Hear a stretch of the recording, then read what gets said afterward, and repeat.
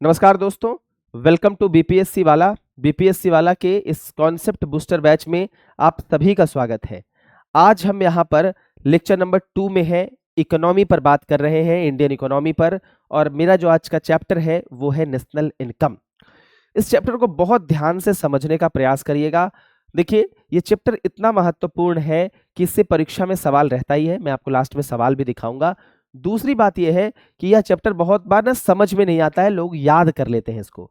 तो आज copy pen लेकर के बैठिए और मैं आपको बताता हूं कि आज नेशनल इनकम आप सबसे अच्छे ढंग से समझ जाएंगे, ये मेरा पूरा विश्वास है। और फिर आपको सवाल सॉल्व करने में दिक्कत नहीं होगी। चलिए, सबसे पहले हम इस लेक्चर को शुरू करते हैं और पिछले कॉन्सेप्ट पर थोड़ी सी बात करते हैं। देखिएगा, जैसा ये कॉन्सेप्ट है, इसको थोड़ा सा समझते हैं हम। जो मैंने आपको बताया था, लास्ट जो क्लास हुआ था, लास्ट क्लास को जरूर देख लीजिए, क्योंकि वो नहीं देखेंगे तो अगला क्लास लिंक नहीं हो पाएगा। तो लास्ट क्लास बीपीएससी वाला के वीडियो सेक्शन में है, लाइव में नहीं। और वहां से आप introduction to macro basic concepts of economy शुरू कर सकते हैं, या इंट्रोडक्शन टू इकोनॉमी ऐसा करके एक होगा, उसमें जाकर के आप देख सकते हैं, या फिर आप उसके प्लेलिस्ट में भी देख सकते हैं कॉन्सेप्ट बूस्टर बैच के। इसमें हम सर्कुलर फ्लो ऑफ इनकम के बारे में पढ़ रहे थे, जिसमें मैंने आपको बताया था कि इसमें 4 सेक्टर्स होते हैं। हाउस होल्ड यानी घरेलू क्षेत्र, फर्म यानी कंपनियां, एक्सटर्नल सेक्टर यानी बाह्य क्षेत्र, और सरकार यानी गवर्नमेंट। मैं इसमें 2 सेक्टर को इग्नोर कर रहा हूं, 2 सेक्टर पर ही बात कर रहा हूं। चारों पर मैंने पहले वाले लेक्चर में बात कर ली है, 2 पर बात कर रहा हूं। एक है हाउस होल्ड, दूसरा है फर्म। ठीक है, हाउस होल्ड कौन हुआ? घरेलू क्षेत्र। घरेलू क्षेत्र फर्म को क्या प्रोवाइड करता है? तो घरेलू क्षेत्र से क्या मिलता है? वो लैंड देता है कंपनियों को। दूसरा, फर्म को क्या देता है? तो फर्म को वो लेबर देता है। तीसरा क्या देता है? तो कैपिटल देता है। चौथा क्या देता है? तो एंटरप्रेन्योर देता है। यानी भूमि, श्रम, ये जितनी सारी चीजें हैं, पूंजी और उद्यमिता, ये चारों चीजें हाउस होल्ड देता है फर्म को। फॉर एन एग्जाम्पल, अगर मैं बात करूं, पीडब्ल्यू एक फर्म है, तो उसमें हाउस होल्ड ने फर्म को क्या दिया? तो एंटरप्रेन्योर दिया। यानी फर्म का एंटरप्रेन्योर कौन है? तो फर्म का एंटरप्रेन्योर है अलख पांडे। तो अलख पांडे सर किस में आ जाएंगे? हाउस होल्ड में। फर्म किस में आ जाएगा? पीडब्ल्यू फर्म में। ठीक है, तो फर्म को हाउस होल्ड लैंड भी देता, लेबर भी देता, कैपिटल भी देता, एंटरप्रेन्योरशिप भी देता। ठीक है, जैसा आपने देखा पीडब्ल्यू के केस में एंटरप्रेन्योरशिप किसने दिया? हाउस होल्ड ने दिया। कौन है? श्री अलख पांडे। ठीक है, तो ये चारों चीजें फर्म्स को हाउस होल्ड प्रोवाइड करती हैं, जिनको हम कहते हैं फैक्टर्स ऑफ प्रोडक्शन। यानी factors of production house hold firm को देता है। ठीक है, तो पहला स्टेप क्या हुआ कि हाउस होल्ड फर्म को फैक्टर्स ऑफ प्रोडक्शन देता है, यानी उत्पादन के कारक, लैंड, लेबर, कैपिटल, एंटरप्रेन्योर। अब जब हम कुछ दे रहे हैं तो हमको भी फर्म कुछ देगा। ठीक है, जैसे एंटरप्रेन्योर अगर अलग सर है तो फर्म के लिए, तो फिर फर्म भी उनको कुछ देगा। तो फर्म उनको क्या देगा? प्रॉफिट देगा।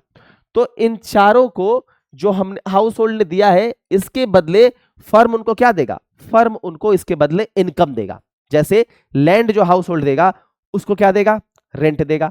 जो हाउस होल्ड लेबर देगा, उसको वेजेस मिलेंगे। जो कैपिटल देगा, जो पैसा देगा, उसको इंटरेस्ट मिलेगा। जो एंटरप्रेन्योर होगा तो उसको प्रॉफिट मिलेगा।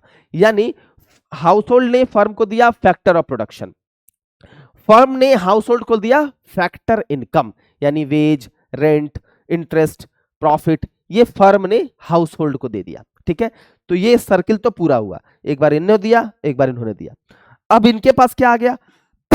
इनके पास आ गया पैसा, वेज, रेंट, प्रॉफिट। ये पैसा जो है, जिसको हम फैक्टर इनकम कह रहे हैं, अब इस पैसे का प्रयोग कहां होगा, ये सोचना है। अब ये जो फर्म है, इसको क्या मिला? Factor of production. ठीक है, उत्पादन के कारक, यानी उत्पादन के कारक मिला है, तो इसका मतलब है कुछ उत्पादन होगा। तो ये कुछ उत्पादन करेगा, वस्तुओं का या सेवाओं का।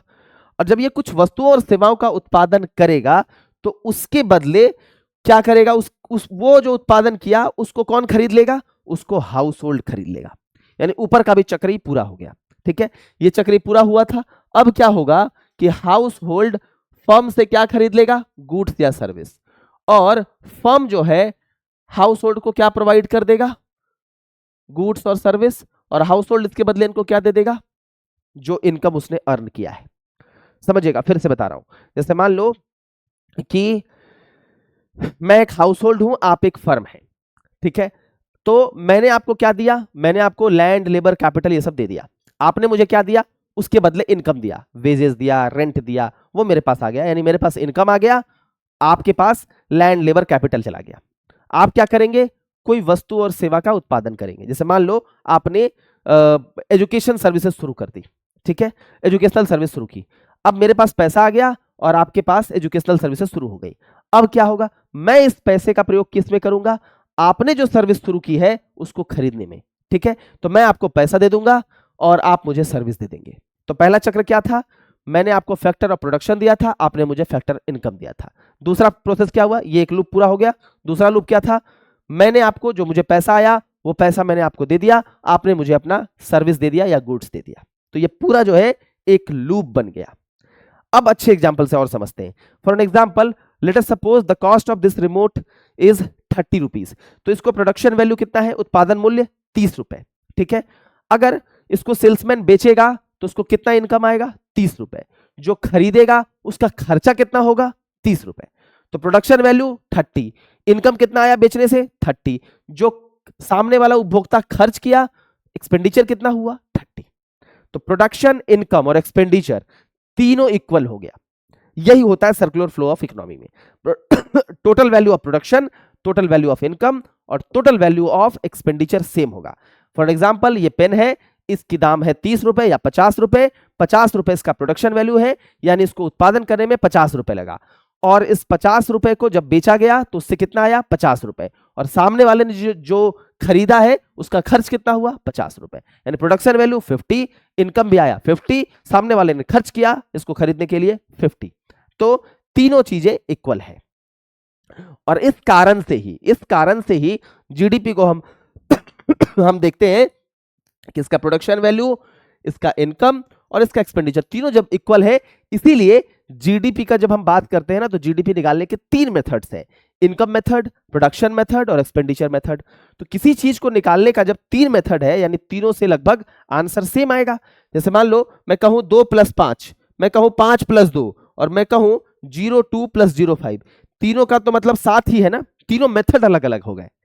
तो तीनों जब मेथड अलग है, तीनों मेथड का नाम अलग अलग है, तरीका अलग अलग है, लेकिन तीनों मेथड से सॉल्यूशन से जो रिजल्ट आएगा वो सेम आएगा। तो यहां पर सेम इसलिए आता है क्योंकि प्रोडक्शन, इनकम और एक्सपेंडिचर सेम होता है, इसीलिए इन तीनों मेथड से आंसर सेम आता है, ठीक है। और यही 3 मेथड जीडीपी के कैलकुलेशन में जिम्मेदार भी है। तो आपको समझ में आया जीडीपी का 3 मेथड क्यों होता है, सर्कुलर फ्लो ऑफ इकोनॉमी में समझेंगे तो समझ में आ जाएगा। अब आते हैं जीडीपी पर। जीडीपी का मतलब क्या होता है, ये मॉनेटरी वैल्यू या फाइनल वैल्यू होता है जो भी गुड्स और सर्विसेज प्रोड्यूस हो रहे हैं, ठीक है, with in a domestic territory at a given accounting year. तो जो बातें हैं ना उसको हम यहां पर समझने का प्रयास करेंगे। तो किसी दिए गए लेखा वर्ष में, पहली बात ये समझेंगे। दूसरी बात जो है वो हम समझेंगे अंतिम वस्तुओं और सेवाओं, ये क्या होता है। और तीसरी बात हम समझेंगे घरेलू क्षेत्र क्या होता है। तो तीनों चीजों को बारी बारी से समझने का प्रयास करते हैं, ठीक है। अब यहां एक चीज और भी समझ लेंगे, वस्तु और सेवा क्या होता है। तो वस्तु जिसको आप टच कर सकते हैं, सेवा जिसको आप फील कर सकते हैं। ये वस्तु है, इसको टच करके आप घर खरीद के ले जा सकते हैं। सेवा, जैसे मैं जो दे रहा हूं वो सेवा है। यानी सेवा का मतलब है वस्तु को आप ले जाएंगे, इससे आपका लाइफ बेहतर हो जाएगा, पेन लेके जाइए, खूब बढ़िया से लिखिए।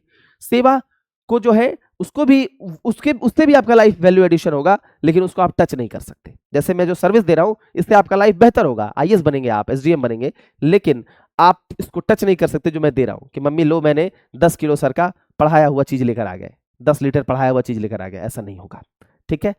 तो ये बातें हैं, तो हम यहां पर समझते हैं सबसे पहले, यानी जीडीपी क्या है। जीडीपी जो भी देश की डोमेस्टिक टेरिटरी में एक अकाउंटिंग ईयर में जो भी वस्तुओं और सेवाओं का उत्पादन हो रहा है उसका अंतिम मूल्य है, अंतिम मूल्य, ठीक है, अंतिम मूल्य है, यह समझना है। तो सबसे पहले हम समझते हैं कि अकाउंटिंग ईयर का मतलब क्या है। अकाउंटिंग ईयर का मतलब है कि यह वैसा वर्ष जो गवर्नमेंट, जिसमें गवर्नमेंट जो है वो बजट प्रेजेंट करते हैं, ये वैसा साल जिसमें सरकार बजट प्रेजेंट करती है, उसको हम अकाउंटिंग ईयर कहते हैं।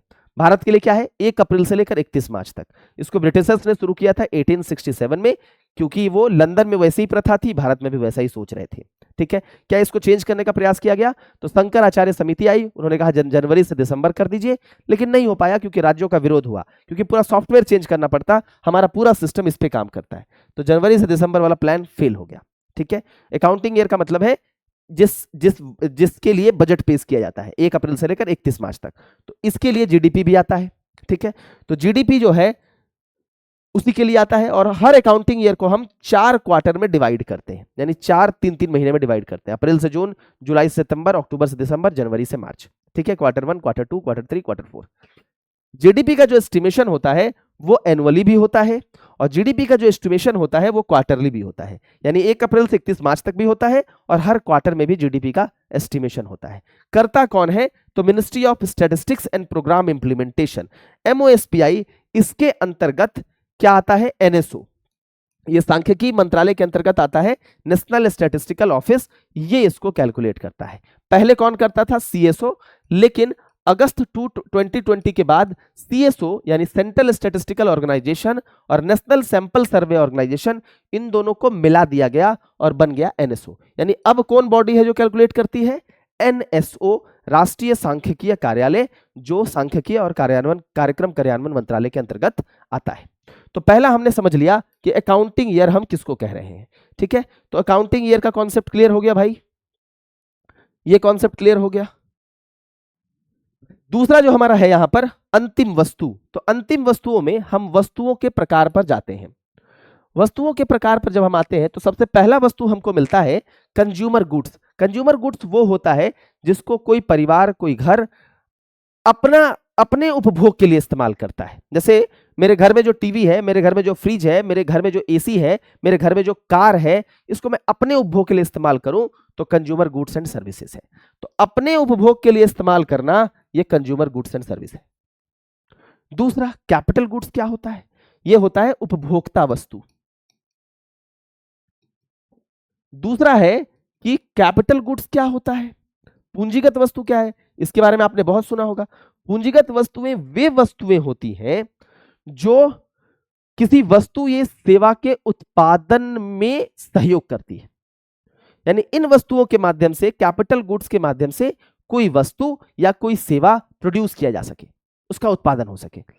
ठीक है, तो मैं बोलूंगा कार, मैं कहूंगा एसी, तो आप कहोगे सर ऐसा कैसे, ये तो कंज्यूमर गुड है। तो देखो यहां पर समझना है, जो गुड्स का प्रकार है ना, वो उसके इस्तेमाल के आधार पर है। जब हम अपने लिए उसका इस्तेमाल करेंगे तो क्या हो जाएगा? वो कंज्यूमर गुड हो जाएगा। वही कार जब हम अपने लिए इस्तेमाल करेंगे तो कंज्यूमर गुड हो जाएगा। वही कार जब टैक्सी सर्विस के माध्यम से इस्तेमाल होगा, या टैक्सी ड्राइवर जब उस कार का इस्तेमाल करेगा, तो वो कैपिटल गुड हो जाएगा, क्योंकि टैक्सी ड्राइवर इस कार का इस्तेमाल करके आपको सर्विस देगा ट्रांसपोर्टेशन की। तो क्या बोला मैंने? Capital goods. कैपिटल गुड्स वो गुड्स है जिसके माध्यम से कोई वस्तु या सेवा का उत्पादन होता है। तो टैक्सी ड्राइवर के कार से सेवा मिल गई। वही फ्रिज अगर आप घर में इस्तेमाल करें तो कंज्यूमर गुड है। वही फ्रिज अगर दुकानदार इस्तेमाल करे आपको कोई सामान रखने के लिए, तो वो क्या है? वो कैपिटल गुड है। वही फ्रिज, वही एसी जब पीडब्ल्यू में लगा हुआ है तो वो क्या है? कैपिटल गुड है, क्योंकि इससे आपको एजुकेशनल सर्विसेज मिल रही है। वही एसी जब मेरे घर में लगा है तो वो कंज्यूमर गुड है। तो मैं अपने उपभोग के लिए इस्तेमाल करूं तो कंज्यूमर गुड है। मैं किसी और चीजों को, किसी और वस्तु या सेवा के उत्पादन के लिए अगर उसका प्रयोग करूं तो वो कैपिटल गुड है। समझ में आ गया? अगला है इंटरमीडिएट गुड।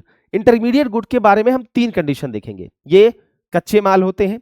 सामान्य तौर पर कच्चा माल जो होता है वो इंटरमीडिएट गुड होता है। जैसे चाय के लिए सुगर और मिल्क कच्चा माल है, स्वीट्स के लिए सुगर एंड मिल्क कच्चा माल है, बिस्किट के लिए गेहूं और आटा कच्चा माल है। तो ये कच्चा माल जो है वो इंटरमीडिएट गुड्स होता है। दूसरा, इंटरमीडिएट गुड्स प्रोडक्शन प्रोसेस में एग्जॉस्ट हो जाता है, यानी जब उत्पादन की प्रक्रिया हो जाती है तो वो खत्म हो जाता है। और तीसरा, इंटरमीडिएट गुड्स जो प्रोडक्शन प्रोसेस में एग्जॉस्ट हो जाता है तो उसके बाद ना उस गुड्स या सर्विस को बेचा जाता है, यानी मार्केट सेल होता है।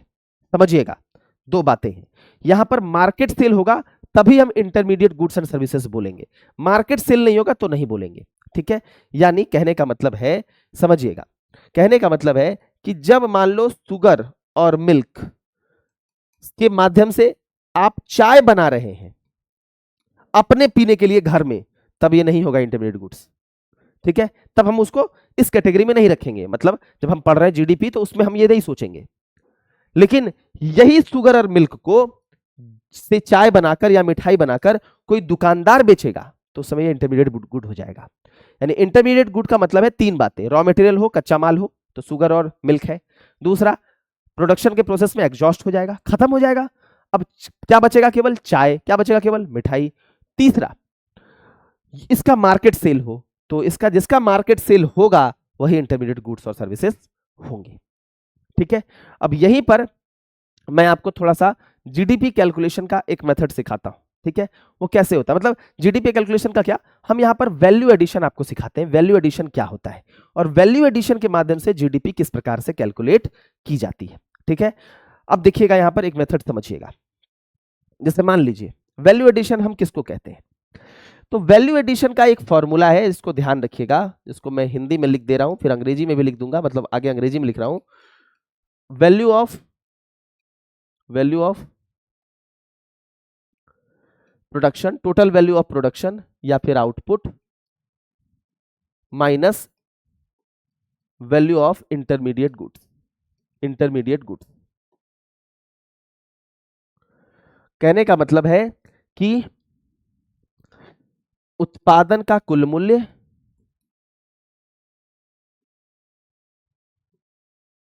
माइनस मध्यवर्ती वस्तुओं का कुल मूल्य।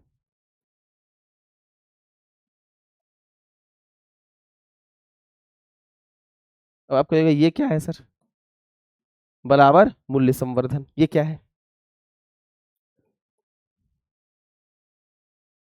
देखो जीडीपी की जब हम बात कर रहे हैं तो हमने उसमें क्या बोला, फाइनल गुड्स की बात करनी है।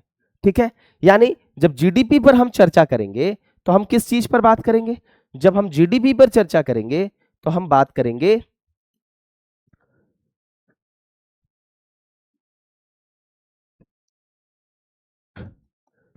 फाइनल चीज क्या है इसमें, टी। फाइनल चीज क्या है इसमें,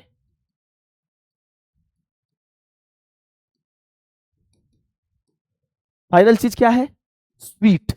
तो फाइनल गुड्स ये हो गया, यही तो है। अगर हम बिस्किट, आटा और गेहूं के बारे में बात करें तो फाइनल गुड बिस्किट है। ठीक है, बिस्किट है फाइनल गुड। व्हीट और फ्लोर में अगर हम बात करें तो बिस्किट है फाइनल गुड। तो जीडीपी में हम किसकी बात को लेते हैं, केवल और केवल फाइनल गुड्स को काउंट करते हैं, उसकी वैल्यू क्या है। यानी अगर टी को मान लो 100 में बेच रहे हैं तो जीडीपी में हम 100 काउंट करेंगे, अगर स्वीट को 100 में बेच रहे हैं तो स्वीट का 100 काउंट करेंगे, बिस्किट को 175 में बेच रहे हैं तो केवल बिस्किट का 175 काउंट करेंगे जीडीपी में। फिर हम इसका कॉस्ट काउंट नहीं करेंगे क्योंकि इसका कॉस्ट इसके अंदर है, ऑब्वियसली है। बिस्किट बना किससे, व्हीट से और फ्लोर से। तो जब व्हीट और फ्लोर उसमें डाल दिया गया है तो व्हीट और फ्लोर का कॉस्ट जोड़ा गया होगा, तभी तो बिस्किट का दाम 175 निकाला हमने। ठीक है, तो यही एक्चुअली वैल्यू एडिशन है। वैल्यू एडिशन का मतलब क्या है कि जैसे मान लो कि मैं 100 रुपए का चाय बेच रहा हूं, इस 100 रुपए के चाय में मैंने 10 रुपए का क्या बेचा, 10 रुपए का क्या डाला, चीनी। उसके बाद क्या डाला, उसके बाद डाला मैंने दूध। तो एक्चुअली चीनी, फिर दूध, और उसके बाद जो है वो हमने चाय बनाया। ठीक है, तो इसको समझना है, इस फॉर्मूले से समझना है जो मैंने आपको बताया कि वैल्यू एडिशन का मतलब क्या होता है, मूल्य संवर्धन क्या है। मूल्य संवर्धन बराबर value of output minus value of intermediate goods. ठीक है, वैल्यू ऑफ आउटपुट बराबर वैल्यू एडिशन बराबर value of output minus value of intermediate goods. अब ध्यान दीजिए, पहले केस में देखते हैं, शुगर प्लस मिल्क। मान लो कि शुगर सीधा बन गया, अर्थव्यवस्था में तीन चीजें हैं, शुगर, मिल्क और चाय, और कुछ भी नहीं है। मान लो शुगर सीधा बन गया, मिल्क सीधा बन गया, और इन दोनों की मदद से चाय बन गया। ठीक है, तो शुगर में वैल्यू एडिशन कितना हो जाएगा, क्या होता है, value of output minus intermediate goods. तो सीधा बन गया है तो इंटरमीडिएट गुड्स, इसको बनाने में किसी चीज का इस्तेमाल नहीं हुआ, सीधा बन गया है, तो इंटरमीडिएट गुड्स की वैल्यू क्या हो गई, 0। और शुगर मान लेते हैं 20 रुपए का इस्तेमाल हुआ तो 20, यानी वैल्यू एडिशन कितना हुआ, 20 रुपए का। अगला देखते हैं वैल्यू एडिशन दूध का। मान लो दूध की कीमत कितनी है, मान लो 30 रुपए, तो वैल्यू ऑफ आउटपुट कितना है, 30। दूध का मान लेते हैं सीधा उत्पादन हो गया, कोई इसमें इंटरमीडिएट गुड्स नहीं है, तो कितना हो जाएगा इंटरमीडिएट गुड्स, 0। यही तो होता है फॉर्मूला, वैल्यू एडिशन बराबर value of output minus intermediate good. Output 30 है, इंटरमीडिएट गुड 0 है, निकाल लिया। अब आइए चाय वाले केस में, चाय का मान लो दाम कितना है 100, तो चाय का लिखो वैल्यू एडिशन चाय में। अब चाय में सोचो किस किस का इस्तेमाल हुआ है, 30 और 20, ठीक है। तो चाय का वैल्यू कितना है, टोटल वैल्यू 100 है। अब इसमें इंटरमीडिएट गुड्स क्या क्या है, दूध और चीनी, तो कितना हो जाएगा 100 माइनस 50 यानी 50। अब अगर आप वैसे जीडीपी निकालते तो आप क्या बोलते, 100 रुपए जीडीपी है। अब मैं जो ये जीडीपी निकाल रहा हूं ये वैल्यू एडिशन की मदद से निकाल रहा हूं, दोनों का वैल्यू सेम आएगा। ऐसे जीडीपी निकालते तो हम क्या बोलते, 100 रुपए चाय का जोड़ लो, मिठाई का 100 जोड़ लो, बिस्किट का 175 जोड़ लो, क्योंकि जीडीपी के समय हम फाइनल प्राइस की बात करते हैं। तो यही हो जाता जीडीपी हमारा, जो इसका दाम होता। अब हम इस मेथड से भी निकालेंगे तो वैसा ही होना चाहिए। तो वैल्यू एडिशन में समेशन कर दीजिए वैल्यू एडिशन का, या वैल्यू एडेड का, वैल्यू एडेड रहते हैं, लिखते हैं इसको बेसिकली वैल्यू एडेड का। कितना हो जाएगा 20 प्लस 30 प्लस 50, कितना आया। इसका मतलब क्या हुआ, इसका मतलब हुआ कि summation of all value added is equal to GDP. GDP का जो वैल्यू था फाइनल प्राइस को लेकर के सीधा, वही तो इसका भी वैल्यू आया। यानी हम बताइए ये लिख सकते हैं कि नहीं, बताइए कि हम ये लिख सकते हैं कि नहीं, summation of all value added बराबर जीडीपी। हम ऐसे करो जोड़ो, या जीडीपी का फाइनल प्राइस सीधा ले लो, दोनों के माध्यम से हम सेम रिजल्ट पाएंगे, ठीक है। इस दूसरे एग्जांपल के माध्यम से समझते हैं इसी चीज को, ताकि और भी चीजें क्लियर हो आपकी। कहा गया ये, हाँ। अब यहां देखो, वीट से बना गेहूं, गेहूं से बना बिस्किट, ठीक है। अब खुद सोचो कि वीट का प्रयोग कितना हुआ 100 रुपए, कोई ना कोई चीज कहीं ना कहीं से तो स्टार्ट होगी, उसके पहले हो सकता है कोई चीज ना हो, इंटरमीडिएट गुड्स, उसके पहले कुछ ना हो, उसके बाद होगा, लेकिन उसके पहले कुछ ना हो, ऐसा भी हो सकता है। तो मान लो सीधा गेहूं उत्पादन हो गया सीधा, ठीक है, कितना रुपए का 100 रुपए का, तो इसमें इंटरमीडिएट गुड्स है क्या, नहीं है, जीरो। अब इस 100 रुपए के प्रयोग से जो वीट है इसके प्रयोग से आटा बना, तो इस 140 का हुआ। तो 140 में इंटरमीडिएट गुड क्या है, आटा बनाने में इंटरमीडिएट गुड 100 रुपए का वीट है, और इस 175 के बिस्किट बनाने में 140 का आटा प्रयोग हो गया, तो 140 इसमें इंटरमीडिएट गुड है। अब सोचो क्या मैंने बताया फॉर्मूला, वैल्यू एडिशन बराबर टोटल वैल्यू ऑफ आउटपुट कितना है 100 माइनस इंटरमीडिएट गुड 0 वीट के केस में, तो वैल्यू एडेड कितना हो जाएगा 100। इसके केस में सोचो 140 का आटा है, 100 रुपए इंटरमीडिएट गुड्स है, वैल्यू एडिशन कितना हुआ था आटा के लिए 140 माइनस 40 140। बिस्किट के केस में देखो 175 है, 140 है, कितना हुआ 35। अगर मैं ऐसे पूछता कि जीडीपी क्या है, तो आप कहते फाइनल गुड, जो फाइनल गुड्स का जो प्राइस होगा वही जीडीपी होता है। देश के अंदर उत्पादित वस्तुओं और सेवाओं का अंतिम मूल्य, अंतिम मूल्य क्या था, यही होता जीडीपी, ऐसे मैं पूछता तो। अब इसके माध्यम से भी आप निकालो 100 40 35 कितना आएगा, निकल गया सेम। यानी summation of all value added is equal to GDP. चाहे तो आप प्राइस फाइनल प्राइस ले लो, या फिर summation of all value added ले लो। दो चीजें क्लियर हो गई, accounting year, goods and services और फाइनल गुड्स। और फाइनल गुड्स में हमने वैल्यू एडेड भी देख लिया। तीसरा है डोमेस्टिक टेरिटरी, किसको कहते हैं। डोमेस्टिक टेरिटरी के अंदर क्या क्या आएगा, क्योंकि इसके अंदर कहने का मतलब है कि इसी के अंदर जो चीजें होंगी वही जीडीपी में काउंट होंगी भारत की। तो भारत की भूमि, भारत की समुद्री सीमा पहला। दूसरा रेसिडेंट कंपनी, रेसिडेंट कंपनी कहने का मतलब है जिसका हेडक्वार्टर हमारे यहां हो, के द्वारा संचालित एयरक्राफ्ट या शिप, जैसे मान लो एयर इंडिया है, वो यहां से यूएई गया, यूएई से यहां आया। अब आप कहोगे सर ये किस में ऐड होगा, यूएई में ऐड होगा क्या, नहीं, हमारे यहां ऐड होगा, क्योंकि जो रेसिडेंट कंपनी है उसका हेडक्वार्टर इंडिया में है, एयर इंडिया का हेडक्वार्टर इंडिया में है, ठीक है। तीसरा ऑयल प्लेटफॉर्म और गैस रिग्स, जो हमारी कंपनियों के द्वारा, रेसिडेंट कंपनियों के द्वारा ऑपरेटेड है।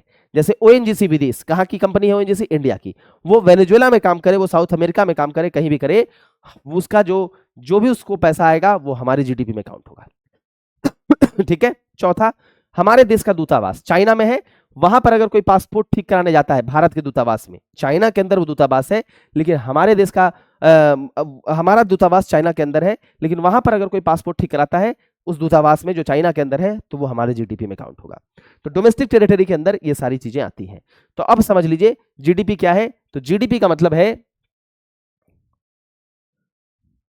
कि फाइनल वैल्यू ऑफ जो भी गुड्स एंड सर्विसेज जो फाइनली प्रोड्यूस हो रहे हैं, उसका मूल्य कहां प्रोड्यूस हो रहे हैं, डोमेस्टिक टेरिटरी में प्रोड्यूस हो रहे हैं। कब प्रोड्यूस हो रहे हैं, एक अकाउंटिंग ईयर में, यानी 1 अप्रैल से 31 मार्च तक जो भी गुड्स एंड सर्विसेज प्रोड्यूस हो रहे हैं हमारी डोमेस्टिक टेरिटरी के अंदर, उसका अंतिम मूल्य ये है। इंटरमीडिएट मूल्य नहीं है, अंतिम मूल्य है। क्योंकि इंटरमीडिएट मूल्य जब काउंट करेंगे और फिर अंतिम मूल्य भी काउंट कर लेंगे, अरे बिस्किट का 175 भी काउंट कर लें, 100 और 140, आटा और गेहूं का भी काउंट कर लें, तब तो बिस्किट कितना हो जाएगा, 175 प्लस 140 प्लस 100। ऐसा नहीं होता, हमको अंतिम काउंट करना होता है, क्योंकि उस 175 में 100 और 140 उसके अंदर ही है। ठीक है, क्लियर है। जैसे ये मोबाइल है, अब ये मोबाइल क्या है, अब ये मोबाइल को सोचो, मान लो इस मोबाइल को मैंने आपको दिया, आपने इसमें स्टिकर लगा दिया, 100 रुपए का मोबाइल था, 120 का बना दिया आपने। अगले को आपने बेचा उसको, उसने उसको 150 का बना दिया, उसमें कवर लगा दिया। तो ऐसा थोड़े बोलेंगे कि 150 प्लस 130 प्लस 100, 200 300 रुपए का ये मोबाइल है। नहीं, मोबाइल तो 100 का ही है, वैल्यू एडिशन 20 रुपए और 50 रुपए का हुआ। ठीक है, तो अंतिम वाला जोड़ा जाता है। तो ये जीडीपी का कॉन्सेप्ट था। जीडीपी का कॉन्सेप्ट कुछ ऐसा ही है, जिसको थोड़ा सा आपको ध्यान में रखना है। बहुत आसान कॉन्सेप्ट है, दिक्कत इसमें नहीं आएगी। अगला जो कॉन्सेप्ट है हमारा, वो जीएनपी का कॉन्सेप्ट है। अब देखो जीएनपी में क्या होता है, ग्रॉस नेशनल प्रोडक्ट में क्या होता है, इसको थोड़ा सा समझना है। ग्रॉस नेशनल प्रोडक्ट में एक बातों को थोड़ा सा ध्यान रखिए। देखिए, जैसे अभी आपने जीडीपी में ये देखा कि उत्पादन कहां हो रहा है, वेयर। जीएनपी में देखेंगे कि कौन कर रहा है। ठीक है, जीएनपी में क्या देखेंगे कि कौन कर रहा है। तो जीएनपी बराबर क्या हो जाएगा, जीडीपी। जीडीपी में क्या काउंट होता है, कहां हो रहा है। ठीक है, यानी जब कहां होने की बात होगी, तो हमारे रेसिडेंट्स के द्वारा भी हो सकता है और दूसरे देश के रेसिडेंट्स के द्वारा भी हो सकता है। यानी जब कहां होने की बात हो, तो इंडियन रेसिडेंट भी हो सकते हैं और चाइनीज रेसिडेंट भी हो सकते हैं। तो जीडीपी लिख दो। अब इसमें क्या करना है, केवल कौन कर रहा है। तो अगर हम इंडिया की जीएनपी की बात कर रहे हो, तो केवल और केवल इसमें क्या आना चाहिए, इंडियन रेसिडेंट आना चाहिए। ठीक है, लेकिन जीडीपी जब हम देखते हैं, तो हम बस ये देखते हैं कहां हो रहा है, देश के अंदर हो रहा है, चाइना का रेसिडेंट कर रहा हो, इंडिया का रेसिडेंट कर रहा हो, टेंशन नहीं है, देश के अंदर होना चाहिए। मतलब जो डोमेस्टिक टेरिटरी हमने जो बताया है, उसके अंदर होना चाहिए। लेकिन जीएनपी में तो ये देखना पड़ेगा कि कौन कर रहा है। तो इसमें से क्या घटाना पड़ेगा और क्या जोड़ना पड़ेगा, इसमें से घटाना क्या पड़ेगा और जोड़ना क्या पड़ेगा। घटाना पड़ेगा कि नहीं बताइए, ये चाइना का जो रेसिडेंट जो इसमें आ रहा है जीडीपी के अंतर्गत, उसको घटा दीजिए। ठीक है, और जो भारत के रेसिडेंट बाहर जाके काम कर रहे हैं, मान लो यूएई में कोई तेल खदान में है भारत का रेसिडेंट। ठीक है, अब बताइए, जो भारत का रेसिडेंट है और वो बाहर में कहीं पर सर्विस दे रहा है, मान लो बाहर में कहीं पर गुड का प्रोडक्शन कर रहा है, उसको जोड़ना पड़ेगा, क्योंकि वो जीडीपी में नहीं जुड़ता है। तो जीडीपी में से वैसी चीजों को घटा लीजिए जो इंडियन रेसिडेंट की नहीं है, और उन चीजों को जोड़ दीजिए जो इंडियन रेसिडेंट की है। जैसे इंडियन रेसिडेंट मान लो कि बाहर में कोई चीज कर रहा है, तो उसको तो हम जीडीपी में नहीं जोड़े थे, क्योंकि जीडीपी में हम अपने डोमेस्टिक टेरिटरी का देखते हैं। अब यूएई में कोई कर रहा है तो नहीं देखेंगे, लेकिन जीएनपी में उसको देखेंगे, क्योंकि यहां पर हम कौन कर रहा है ये देखते हैं। तो कौन कर रहा है, मान लो एक इंडियन रेसिडेंट है, यूएई में कुछ कर रहा है, वहां से जो पैसा आया वो हम जीडीपी में नहीं सोचते, क्योंकि जीडीपी में हम क्या सोचते कि हमारे डोमेस्टिक टेरिटरी से आया कि नहीं। तो जीडीपी में हम क्या सोचते हैं कि भारत में हो रहा है कि नहीं, कौन कर रहा है नहीं, भारत में होना चाहिए, भारत की डोमेस्टिक टेरिटरी में।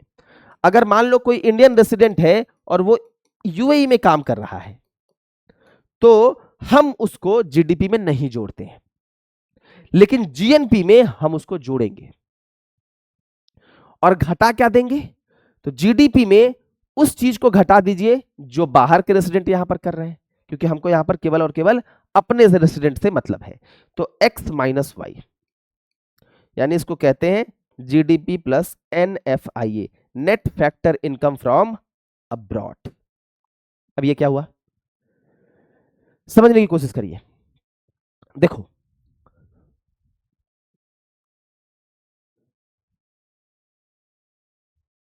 जीएनपी बराबर GDP plus X minus Y. X क्या हुआ, जीडीपी में उस चीजों को जोड़ दीजिए जो नहीं जुड़ी हुई थी, यानी इंडियन रेसिडेंट के द्वारा किया गया विदेशों में कार्य, और उन चीजों को घटा दीजिए जो जीडीपी में हमने एक्स्ट्रा जोड़ ली थी, क्योंकि हमको जीएनपी चाहिए और जीएनपी में हमको किस पर फोकस करना है, कौन पर, यानी इंडियन रेसिडेंट पर। तो जीडीपी कैलकुलेट करते समय हमने क्या किया था, हमने तो चाइनीज रेसिडेंट को भी काउंट कर लिया है जो हमारे डोमेस्टिक टेरिटरी में है। तो इसका मतलब है कि इसमें हमने इंडियन रेसिडेंट भी काउंट किया था, साथ ही साथ हमने चाइनीज वाले को काउंट किया था, तो इसको हटा दो यानी वाई, और उस चीजों को जोड़ दो जिसको जीडीपी में काउंट नहीं किया गया था, यानी हमारे रेसिडेंट के द्वारा हमारे डोमेस्टिक टेरिटरी के बाहर किया गया कोई भी काम। तो ये बन जाएगा जीएनपी बराबर GDP plus X minus Y, या फिर GDP plus NFIA net factor income from abroad, यानी हमारे रेसिडेंट के द्वारा किया गया कोई चीज उसको जोड़ दीजिए, दूसरे के द्वारा जो यहां भारत में हुआ है उसको घटा दीजिए। रेसिडेंट कहने का मतलब क्या होता है, रेसिडेंट कहने का मतलब होता है, यहां ध्यान दीजिएगा, रेसिडेंट की बात है, सिटीजन की नहीं। बहुत जगह बहुत लोग सिटीजन बोल देते हैं, यह रेसिडेंट की बात है। रेसिडेंट का मतलब होता है कि जो लोग एक कंट्री में 1 साल से ज्यादा के लिए रह रहे हैं, people who live in a country for more than 1 year and their economic interest lies in that country, और उनका आर्थिक रुचि उस देश में है, यानी कमाने आए हैं, कंपनी खोल लिया यहां, तो वैसे लोग जो 1 साल से ज्यादा किसी देश में रह रहे हैं, मान लो कि कोई मान लेते हैं कि अमेरिका का आदमी है, वो भारत में 1 साल से ज्यादा रह रहा है और उसका इकोनॉमिक इंटरेस्ट भी हमारे कंट्री में है, उसका आर्थिक लक्ष्य है, कुछ आर्थिक प्राप्ति करना चाहता है, पैसा की प्राप्ति चाहता है, बिजनेस कर रहा है, तो वो रेसिडेंट में तौर पर काउंट हो जाएगा। ठीक है,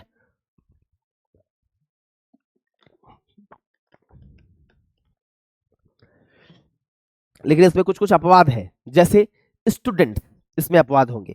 मान लो कोई स्टूडेंट गया यहां से अमेरिका पढ़ने, या फिर अमेरिका से यहां पढ़ने आया, 1 साल से ज्यादा के लिए पढ़ रहा है, तो आप तो कहोगे कि 1 साल से ज्यादा वाले को हम रेसिडेंट बोलेंगे, नहीं, वो स्टूडेंट जहां का है वहीं का काउंट होगा। जैसे मान लेते हैं कि भारत में अमेरिका से कोई स्कूल, अमेरिका से भारत में कोई पढ़ने आया, तो अमेरिका से भारत में कोई पढ़ने आया, मान लो जॉन नाम का लड़का है, इंडिया में पढ़ने आया है। अब वो जॉन जो है वो अगर 1 साल से ज्यादा रह रहा है, क्योंकि पढ़ाई में उसको 3 साल लग जाएगा, 3 साल रह रहा है, तो उसको रेसिडेंट नहीं मानेंगे, वो अमेरिका का ही रहेगा। ठीक है, दूसरे तरीके से सोचो, तो कोई गवर्नमेंट है, गवर्नमेंट सर्विस में काम कर रहा है और तब गया हुआ है, मान लो अमेरिका का कोई, अमेरिका सरकार का कोई आदमी है, वो यहां आकर रह रहा है, 2 साल हो गए, तब पर भी उसको रेसिडेंट नहीं मानेंगे। ठीक है, तो रेसिडेंट कौन होगा, जो 1 साल से ज्यादा रह रहा है और इकोनॉमिक इंटरेस्ट उसका इंडिया में हो, जिसमें स्टूडेंट अपवाद है और साथ ही साथ गवर्नमेंट सर्विस के वहां के लोग भी इसमें अपवाद रहेंगे। ठीक है, साथ ही साथ जो बॉर्डर वर्कर्स होते हैं, जो सीमा पर काम करते हैं, वो तो हर दिन इधर उधर जाते रहेंगे, तो आप कह दोगे 1 साल से ज्यादा जा रहे हैं, हमारे देश में आ रहे हैं, तो वो भी इसमें काउंट नहीं होंगे। ठीक है, तो स्टूडेंट, गवर्नमेंट सर्विस के लोग जो 1 साल से ज्यादा रह रहे हैं वो वहीं के काउंट होंगे, यहाँ के नहीं। जैसे कोई अमेरिका से आया, 1 साल से ज्यादा यहाँ पर अमेरिका के सरकारी मान लो कर्मचारी है, भारत में 1 साल से ज्यादा रह लिया है, 2 साल रह लिया है, उसको रेसिडेंट नहीं माना जाएगा। कोई स्टूडेंट आया, उसको भी नहीं माना जाएगा। सेम गोज विथ, उल्टा भी कर दो, तो यहां से कोई अमेरिका गया, पढ़ने गया, तो वो अमेरिका का रेसिडेंट नहीं होगा। यहां से कोई अमेरिका गया, गवर्नमेंट सर्विस, मान लो भारत का कोई गवर्नमेंट सर्विस ऑफिसर आप गए, आप भी वहां के रेसिडेंट नहीं माने जाएंगे। ठीक है, ये बातें क्लियर है। तो ये जो है हमारा क्या है, ये जो है हमारा सीधा जो आशय है इसका, वो है आपसे जीएनपी से। तो जीएनपी आप 1 मिनट के लिए आसानी से समझ गए होंगे, मेरा यह पूरा विश्वास है। समझ गए?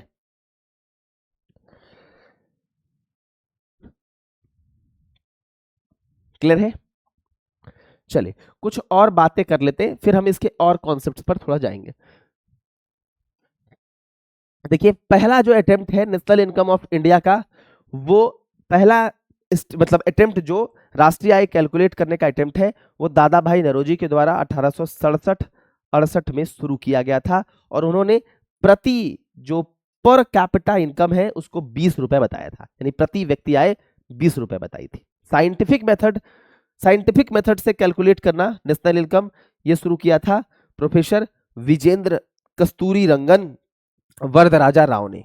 ठीक है, तो VKRV राव कहते हैं 1931-32 में साइंटिफिक तरीके से इन्होंने नेशनल इनकम को कैलकुलेट करना शुरू किया था, but it was also not satisfactory. इस प्रकार के भी कुछ फैक्ट आपसे परीक्षा में पूछे जा सकते हैं। ठीक है, अब देखो, अब थोड़ा सा हम लोग इसके ऊपर लेवल पर चलते हैं। ठीक है, तो मैं यहां पर आपसे जो चर्चा करूंगा वो चर्चा क्या होगा, मैं यहां पर आपसे जो चर्चा करूंगा वो मैं यहां पर आपसे जीडीपी के मेथड्स पर चर्चा करूंगा, साथ ही साथ मैं डेप्रिसिएशन क्या होता है इस पर भी थोड़ी सी चर्चा करूंगा। ठीक है, तो आगे डेप्रिसिएशन समझते हैं, फिर हम आगे और भी बातों को करेंगे। देखो, the loss in value of capital goods, wear and tear and foreseen obsolescence is called depreciation. यानी जैसे मान लो कि कोई सामान का आप इस्तेमाल कर रहे हैं, किसी मशीन का आप इस्तेमाल कर रहे हैं। कैपिटल गुड्स क्या होता है, जिसके माध्यम से कोई वस्तुओं का उत्पादन हो रहा है। मान लो आप कपड़े का उत्पादन करते हैं, एक मशीन है, इससे उत्पादन कर रहे हैं आप। ठीक है, या फिर कैमरा है, इससे मैं आपको सर्विस दे रहा हूं, PW का कैमरा है, इससे मैं सर्विस दे रहा हूं। ये कैमरा जो है आपको सर्विस दे रहा है, ये मशीन जो है कुछ गुड्स दे रहा है। अब बताओ ये मशीन घिसेगा कि नहीं, कैमरा भी घिसेगा, वियर एंड टियर होगा, जब आप इसका इस्तेमाल करेंगे तो ये वियर एंड टियर भी होगा। ठीक है, आउटडेटेड भी हो जाएगा। तो इसी को कहा जाता है, जब मशीनों का इस्तेमाल होगा, जब कैपिटल गुड्स का इस्तेमाल होगा, तो इसके एक्सेसिव इस्तेमाल, वियर एंड टियर का मतलब यूजेस, बहुत इस्तेमाल हुआ, घिसाई हो गई, उसके बाद ऑब्सोलिसेंस का मतलब होता है जो आउटडेटेड हो गया। जब ऐसा होगा तो इसको हम डेप्रिसिएशन कहेंगे। क्या कहेंगे, डेप्रिसिएशन। ठीक है, मान लो कि एक थोड़ा सा इसको एक एग्जांपल के माध्यम से समझते हैं। मान लेते हैं कि किसी का जो वर्थ है, ठीक है, एक एग्जांपल यहां पर मैंने बताया भी है, जिसका वर्थ 5 करोड़ है मान लो। ठीक है, तो 5 करोड़ है मान लेते हैं, किसी का जो वर्थ है, मान लो किसी कंपनी से उसको 5 करोड़ रुपए आता है। ठीक है, साल में, वो साल में 5 करोड़ जोड़ रहा है, लेकिन उसको क्या करना पड़ेगा, उसको अब जो 5 करोड़ जोड़ रहा है, मान लो मैं कपास, ये मशीन से कपड़ा उत्पादन करता हूं, तो मेरा मान लेते हैं वर्थ है 5 करोड़ रुपए साल में। लेकिन इसके साथ उसको क्या करना पड़ेगा, इसके साथ उसको डेप्रिसिएशन घटाना पड़ेगा, क्योंकि ये भी तो घिस रहा है। मान लेते हैं कि प्रति साल मशीन जो है वो डेप्रिसिएट कर रहा है 50 लाख से। कितना से, 50 लाख से। मेरा वर्थ कितना है, मैं एक बड़ा सा कंपनी खोला हुआ हूं, क्लॉथ इंडस्ट्री है मेरे पास, कपड़े का मेरे पास एक बहुत बड़ा उद्योग है, मुझे एक साल में कितना आता है, 5 करोड़। लेकिन हर साल मेरा मशीन भी घिसता है, उसकी वैल्यू मैंने निकाली 50 लाख। यानी मुझे क्या करना पड़ेगा, यानी जो है मुझे डेप्रिसिएशन के तौर पर 50 लाख रुपए घटाने पड़ेंगे। तो यहां पर दो बातें हैं, ध्यान से समझिएगा। जो ग्रॉस वैल्यू है वो कितना है, 5 करोड़ या 10 करोड़। ठीक है, 5 करोड़ या 10 करोड़। मान लो मैं कंपनी हूं, मैं 5 करोड़ का प्रोडक्शन करता हूं, तो ग्रॉस वैल्यू 5 करोड़ है। और डेप्रिसिएशन को जब आप घटा देंगे, उसमें से हर साल डेप्रिसिएट भी कर रहा है, तो उसके बाद जो अमाउंट बचेगा वो नेट वैल्यू होगा। समझिएगा फिर से ध्यान से, बहुत अच्छे से। मान लो मेरी एक कंपनी है, क्लॉथ इंडस्ट्री है, मान लो कपड़ा का मैं काम करता हूं, उसमें मशीन का इस्तेमाल होता है। अब जब कभी मशीन का इस्तेमाल होगा तो उसमें वियर एंड टियर होगा, आउटडेटेड भी हो जाएगा। तो मैं मानता हूं कि हर साल 50 लाख रुपए का डेप्रिसिएशन होता है मशीन में, घिसता है मशीन, 50 लाख का वैल्यू निकाला मैंने। मेरा जो क्लॉथ है, मेरा जो क्लॉथ इंडस्ट्री है, वो प्रोडक्शन करता है मान लो 20 करोड़ का। पहले 5 करोड़ बोला था, बड़े कर लिया कंपनी को, 20 करोड़ का। तो ये 20 करोड़ जो है ना, ये क्या है, मेरा ग्रॉस वैल्यू। क्या है, ग्रॉस वैल्यू। अगर 20 करोड़ में से, चूंकि हर साल मेरा ये होता है, एवरी ईयर होता है, अगर 20 करोड़ में से मैंने 50 लाख को प्रोविजन कर दिया, मतलब अगर घटा दिया क्योंकि डिप्रिसिएट हो रहा है, तो जो वैल्यू निकलेगी वो हो जाएगी नेट। यानी 20 माइनस 50 लाख, यानी 19.5 लाख जो है, 19.5 करोड़ सॉरी, जो है वो मेरा नेट वैल्यू है। ग्रॉस वैल्यू पूरा 20 करोड़, नेट वैल्यू जब डिप्रिसिएशन आप माइनस कर देंगे तो जो वैल्यू बचेगी वो नेट वैल्यू होगी। तो यहां ध्यान रखिएगा, यहां एक चीज आपको ध्यान रखना है, जब भी आप ग्रॉस की बात कर रहे हैं तो उसमें डिप्रिसिएशन जुड़ा हुआ है, जब भी आप नेट की बात कर रहे हैं तो डिप्रिसिएशन नहीं है उसमें, ये वाला बात याद रखिए। यानी ग्रॉस माइनस डिप्रिसिएशन बराबर नेट। तो जब आप ग्रॉस की केवल बात कर रहे हैं इसका मतलब है कि इसमें डिप्रिसिएशन जुड़ा हुआ है, जब आप नेट की बात कर रहे हैं तो इसका मतलब है कि इसमें से डिप्रिसिएशन निकाल दिया गया है। ठीक है, that is actually the difference, याद रखना है। ग्रॉस में डिप्रिसिएशन जुड़ा होता है, ग्रॉस वैल्यू जब भी हम बात करेंगे ग्रॉस डोमेस्टिक प्रोडक्ट, इसका मतलब है कि इसमें डिप्रिसिएशन जुड़ा हुआ है। जीडीपी बात कर रहे हैं, इसमें डिप्रिसिएशन जुड़ा हुआ है। जीएनपी बात कर रहे हैं, इसमें डिप्रिसिएशन जुड़ा हुआ है। अगर इसमें से हम डिप्रिसिएशन घटा देंगे तो जीडीपी क्या बन जाएगा, ग्रॉस क्या हो जाएगा, नेट में कन्वर्ट हो जाएगा। ठीक है, इसका मतलब है कि अगर हम ग्रॉस में नेट घटा दें, डिप्रिसिएशन घटा दें तो वो क्या बन जाएगा, नेट। ग्रॉस में डिप्रिसिएशन घटा दें तो वो बन जाएगा नेट। आपको याद करने के लिए बोला जाता है, मैं आपको समझा के बता रहा हूं, ये याद करा दिया जाता है, डिप्रिसिएशन घटा दो। मैं यहां पर आपको प्रॉपर ढंग से समझा रहा हूं। जैसे अगर जीडीपी में क्या है, ग्रॉस है, इसमें से अगर मैंने डिप्रिसिएशन घटा दिया तो मैं क्या बन जाऊंगा, net DP, net domestic product. अगर जीएनपी में क्या है, ग्रॉस है, इसको मैंने अगर घटा दिया तो मैं क्या बन जाऊंगा, एनएनपी। यानी जी में से एन जैसे ही घटेगा वैसे ही नेट बचेगा। ठीक है, एक चीज तो ये है। दूसरा होता है फैक्टर कॉस्ट। तो फैक्टर कॉस्ट तो आप जानते हैं, फैक्टर कॉस्ट का मतलब क्या हुआ, अगर हम जीडीपी एट फैक्टर कॉस्ट बोले तो फैक्टर कॉस्ट का मतलब होता है वही रेंट, वेज, लेबर का फैक्टर कॉस्ट किसको कहेंगे, फैक्टर कॉस्ट का मतलब क्या हुआ, लैंड के लिए रेंट देना पड़ेगा, लेबर के लिए प्रॉफिट, प्रॉफिट कह रहा हूं, वेज, कैपिटल के लिए इंटरेस्ट और एंटरप्रेन्योर के लिए प्रॉफिट।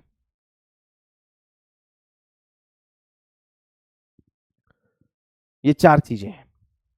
ठीक है, ये चार चीजें क्या क्या है, लैंड, लेबर, कैपिटल, एंटरप्रेन्योर। और उसका इनकम क्या है, क्या क्या है कॉस्ट, उसका लैंड का रेंट है, लेबर का वेजेज है, कैपिटल का इंटरेस्ट है, एंटरप्रेन्योर का प्रॉफिट है। तो जीडीपी एट फैक्टर कॉस्ट जब हम बात करते हैं ना तो हम इसकी बात कर रहे होते हैं। यानी फैक्टर कॉस्ट पे अगर मैं बोल रहा हूं तो इसका मतलब है कि मान लो इस पेन को उत्पादन करने में मुझे लैंड, लेबर, कैपिटल और प्रॉफिट चारों चाहिए। तो मान लो इस पेन को उत्पादन करने में मुझे इन चारों का निकाला मैंने, मान लो मैंने 400 यूनिट पेन प्रोड्यूस किया, और कितना यूनिट प्रोड्यूस किया, 400 यूनिट पेन प्रोड्यूस किया। ठीक है, और मुझे जो कॉस्ट आया लैंड का, वेज का, इंटरेस्ट का और प्रॉफिट का, वो मान लेते हैं 4000 रुपए। पेन कितना निकला, 400, कॉस्ट टोटल कितना आया, 4000। यानी एक पेन को मैं कितने में बेचूंगा, 10 रुपए में। अब आप कहोगे सर इसमें प्रॉफिट है, अरे इसमें प्रॉफिट भी काउंट है, 10 रुपए में बेचूंगा। लेकिन ये आपको 10 रुपए में मिलेगा क्या, नहीं, आपको ये 10 रुपए में नहीं मिलेगा, क्योंकि इसमें टैक्स नहीं जुड़ा हुआ है, तो इसमें इनडायरेक्ट टैक्स भी तो जुड़ेगा। तो जीडीपी एट फैक्टर कॉस्ट ये है। मार्केट प्राइस क्या हो जाएगा, जब हम इसमें नेट इनडायरेक्ट टैक्स जोड़ देंगे तब मार्केट प्राइस हो जाएगा। ठीक है, यही बात है। तो जीडीपी एट मार्केट प्राइस की जब हम बात कर रहे हैं तो जीडीपी एट मार्केट प्राइस का मतलब क्या होगा, जब हम नेट इनडायरेक्ट टैक्स इसमें जोड़ देंगे। यानी जीडीपी एट एमपी अगर मैं बोलूं तो जीडीपी एट एफसी, एफसी मतलब factor cost plus net indirect tax. अब नेट इनडायरेक्ट टैक्स का मतलब क्या होता है, indirect tax minus subsidy, indirect subsidy, ये होता है नेट इनडायरेक्ट टैक्स का मतलब। यानी क्या हुआ, कहने का तात्पर्य सिंपल है, जीडीपी एट फैक्टर कॉस्ट का मतलब क्या है? जीडीपी एट फैक्टर कॉस्ट का मतलब रेंट, वेज, इंटरेस्ट, प्रॉफिट, और जीडीपी है मतलब इसमें डेप्रिसिएशन भी काउंट होगा। जी है, जी। ग्रॉस मतलब डेप्रिसिएशन, नेट मतलब विदाउट डेप्रिसिएशन, याद रखना है। तो जीडीपी एट फैक्टर कॉस्ट बोल रहा हूं मतलब rent, wage, profit, interest plus depreciation. जी बोला मतलब डेप्रिसिएशन, ठीक है, याद रखना है। अब इसमें हम नेट इनडायरेक्ट टैक्स जोड़ देंगे। नेट इनडायरेक्ट टैक्स का मतलब indirect tax minus indirect subsidy. Indirect tax जैसे मान लो सरकार ने जीएसटी लगा दिया, वो जोड़ दो। और मान लेते हैं कि सरकार ने आपको कोई subsidy they the.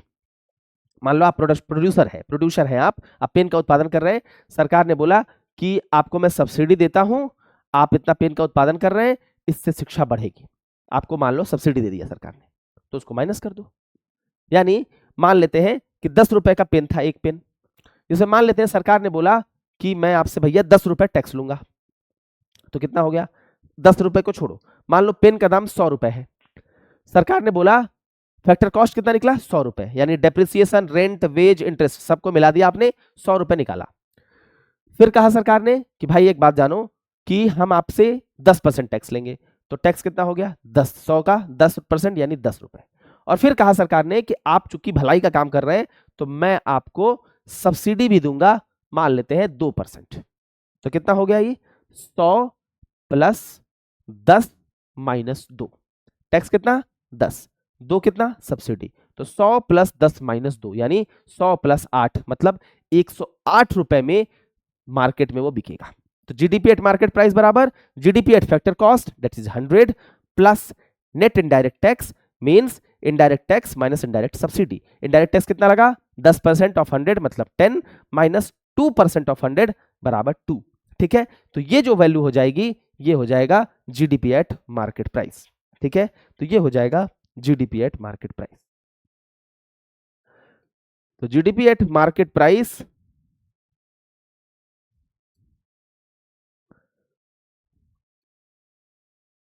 Is equal to GDP at factor cost plus net indirect tax. Net indirect tax में क्या होगा? Indirect tax minus indirect subsidy. जैसे अगर ये 100 है और इनडायरेक्ट टैक्स मान लो 10% है, माइनस इनडायरेक्ट सब्सिडी अगर 2% है, तो इसको घटा दो, तो 100 प्लस 10 माइनस 2 यानी 108। यही GDP at market price. Clear है? समझ गए? चलिए, तो हमने अभी जो जो बातें समझी है उसको समझ लीजिए। एक हमने क्या समझा? वैल्यू ऑफ आउटपुट बराबर value of intermediate goods minus value added, ये हमने समझा। ठीक है, value of output minus value of intermediate goods बराबर वैल्यू एडेड। हमने देखा गेहूं और बिस्किट और इसके केस में चाय और मिठाई के केस में वैल्यू ऑफ आउटपुट बराबर वैल्यू एडेड बराबर value of output minus value of intermediate goods. Try to understand, value of output minus value of intermediate goods and services बराबर वैल्यू एडेड, पहला। दूसरा, ग्रॉस माइनस डेप्रिसिएशन नेट, यानी gross में depreciation जुड़ा होता है, net में डेप्रिसिएशन नहीं जुड़ा होता है, उसमें हम डेप्रिसिएशन घटा देते हैं। उसके बाद हमने क्या सुना? उसके बाद हमने net domestic factor from abroad भी देखा। ठीक है, NFIA। फिर हमने क्या देखा? Market price minus net direct tax बराबर फैक्टर कॉस्ट। ये चारों चीजें हमने इसमें देख ली, या फिर फैक्टर कॉस्ट या फिर मार्केट प्राइस बराबर factor cost plus net indirect taxes. ठीक है, तो इस चारों चीजों को हमने देख लिया। ठीक है, तो हमने अभी तक क्या क्या देखा है इसको देख लेते हैं एक बार। हमने देखो क्या क्या देखा है? Value of output minus value of intermediate goods बराबर वैल्यू एडेड, मध्यवर्ती वस्तुओं और सेवाओं का आउटपुट और वैल्यू ऑफ आउटपुट का मूल्य बराबर वैल्यू एडेड यानी मूल्यवर्धन। सकल मूल्य माइनस डिप्रिसिएशन बराबर शुद्ध मूल्य यानी नेट वैल्यू। देश माइनस निवल विदेशी कारक से आय बराबर राष्ट्रीय। ठीक है, और चौथा, market price minus net indirect tax बराबर फैक्टर कॉस्ट।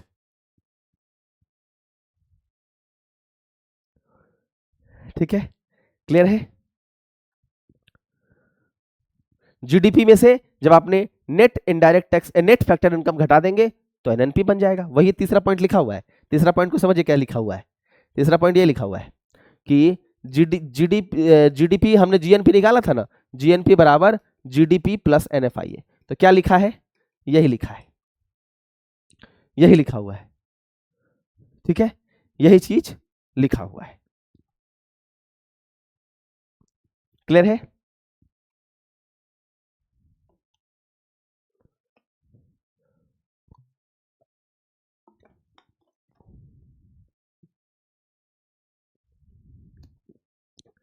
क्लियर है? चलिए अब जो है इसी के बाद हम एक चीज और देख लेते हैं, तो कंफ्यूजन में नहीं आना है, बिल्कुल आसानी से समझना है। अब जो है हमारे पास क्या है, हमारे पास जीडीपी एस्टिमेशन के 3 मेथड्स हैं, एक प्रोडक्शन मेथड, एक इनकम मेथड और एक एक्सपेंडिचर मेथड। मैं जो यहां पर आपसे बात करूंगा वो होगा हमारा इनकम मेथड पहले, ठीक है, फिर उसके बाद हम आपसे प्रोडक्शन मेथड पर भी बात कर लेंगे। मैंने आपको बताया सर्कुलर फ्लो ऑफ इकोनॉमी में कि total value of production is equal to total value of income is equal to total value of expenditure. तो आप प्रोडक्शन मेथड की बात करूं, इनकम मेथड की बात करूं, एक्सपेंडिचर मेथड की बात करूं, एक ही है, मतलब वैल्यू एक ही आएगा। तो किस पे बात कर लें, सबसे पहले प्रोडक्शन पर बात करें तो प्रोडक्शन पर ही कर लेते हैं। सबसे पहले प्रोडक्शन मेथड पे चलते हैं।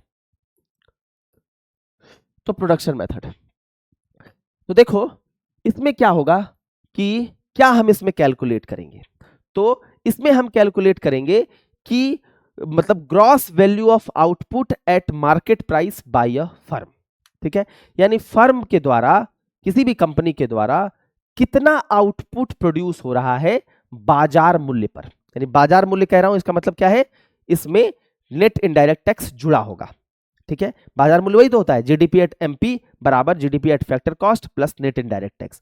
बाजार मूल्य का मतलब है कि उसमें direct tax, net indirect tax जुड़ा होगा।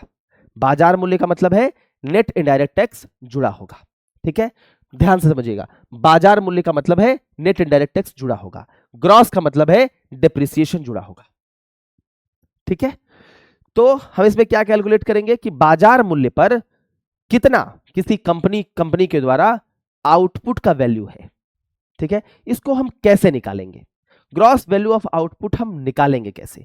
तो ग्रॉस वैल्यू ऑफ आउटपुट हम कैसे निकालेंगे, देखो हम किसमें क्या क्या को जोड़ देंगे, हम इसमें सबसे पहले तो चूंकि डेप्रिसिएशन को जोड़ना ही पड़ेगा, ग्रॉस है, फिर हम इसमें वेजेज जोड़ देंगे, फिर इसमें हम रेंट जोड़ देंगे, फिर हम इसमें इंटरेस्ट जोड़ देंगे, और फिर चूंकि इसको निकालना किस पे है, इसको निकालना मार्केट प्राइस पे है, तो इसीलिए हमको इसमें क्या जोड़ना पड़ेगा, इनडायरेक्ट टैक्स भी जोड़ना पड़ेगा, नेट इनडायरेक्ट टैक्स। तो हमारा इन चारों को जोड़ करके जो वैल्यू आएगा, इन चारों को जोड़ करके जो वैल्यू आएगा वो हमारा क्या होगा, वो जो है हमारा ग्रॉस, वो जो है हमारा क्या निकलेगा, वो है हमारा total gross value of output निकलेगा। तो वैल्यू ऑफ आउटपुट हमने निकाल दिया, ठीक है, ग्रॉस वैल्यू ऑफ आउटपुट निकाल दिया। ये क्या निकल रहा है, gross value of output at market price. तो gross value of output at market price अगर हमने निकाल दिया, और इसमें से अगर हम इंटरमीडिएट गुड्स एंड सर्विसेज को माइनस कर देंगे, तो बताइए वैल्यू एडेड निकलेगा कि नहीं। मैंने क्या बताया था, value of output minus value of intermediate goods is equal to value added. तो जब हम ग्रॉस वैल्यू ऑफ आउटपुट निकाल दिए, हमने क्या निकाल दिया, ग्रॉस वैल्यू ऑफ आउटपुट, किस पर, मार्केट प्राइस पर। इसमें से अगर हम इंटरमीडिएट गुड्स को घटा दें, यानी value of output minus intermediate goods is equal to value added होता है। इसमें से अगर हम ये घटा देंगे तो बताइए gross value added at market price निकलेगा कि नहीं, निकलेगा। और आपको याद होगा कि वैल्यू एडिशन का जब हमने समेशन किया था तो हमको जीडीपी मिल गया था, याद आ रहा है, हमने क्या किया था, वहां था 0 फिर 40 100 फिर 40 प्लस 35 140 प्लस 35 175। हमने जब सभी वैल्यू एडिशन का समेशन किया था तो हम जीडीपी तक पहुंच गए थे। तो यहां पर भी हम क्या कर रहे हैं, ध्यान से समझिएगा, फॉर्मूला याद रखिए, value of output minus value of intermediate goods बराबर value added, value of output minus value of intermediate goods and services बराबर वैल्यू एडेड। आउटपुट का मूल्य माइनस मध्यवर्ती वस्तु एवं सेवाओं का मूल्य बराबर मूल्यवर्धन। हम निकाले क्या, हम निकाले ग्रॉस वैल्यू ऑफ आउटपुट। कैसे निकाले, डिप्रिसिएशन को जोड़ दिए, ठीक है, आउटपुट निकालना है, उसका वैल्यू निकालना है हमको, तो हमने घिसाई को जोड़ा, क्योंकि ग्रॉस की बात कर रहे हैं हम, ग्रॉस में डिप्रिसिएशन जुड़ता है। हमने वेज देखा कितना लगेगा, हमने रेंट देखा, हमने इंटरेस्ट देखा। अरे हम उत्पादन कर रहे हैं तो हमको ये सब चीजें देना पड़ेगा ना। अगर मैं इस चीज का उत्पादन कर रहा हूं तो मैं कैसे निकालूंगा ग्रॉस वैल्यू, मैं इस चीज का उत्पादन कर रहा हूं तो मैं इसमें कितना रेंट लगाया, कितना इसमें मुझे वेजेस देना पड़ा, कितना जो है मुझे इसमें इंटरेस्ट लगा, जो मुझे मशीन खरीदने के लिए पैसा लगा था, मतलब जिससे आपने पैसा लिया था। कहने का तात्पर्य है कि अगर मैं मान लो इसका उत्पादन कर रहा हूं, फिर से बोल रहा हूं, इससे मुझे क्या क्या लगा होगा, लैंड का कॉस्ट, रेंट लगा होगा, वेजेस लगे होंगे, मैंने कहीं से पैसा उधार लेकर मशीन खरीदा होगा तो उसको इंटरेस्ट देना पड़ेगा, और मेरा प्रॉफिट है, ये सब जोड़ूंगा।